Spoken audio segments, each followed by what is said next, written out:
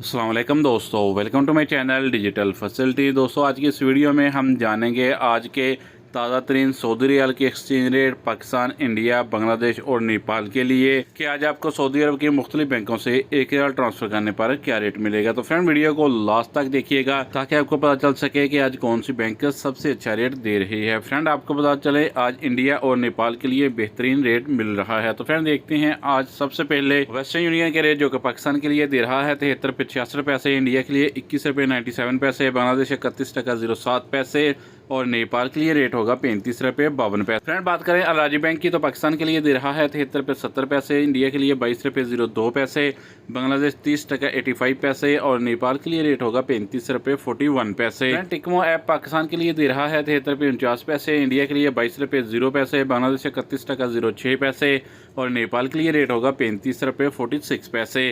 Friend बात करें यूआर पे की तो पाकिस्तान के लिए दे रहा है 73 रुपये 24 पैसे, इंडिया के लिए 22 रुपये 03 पैसे, 30 टका 94 पैसे और नेपाल के लिए रेट होगा 35 रुपये 38 पैसे।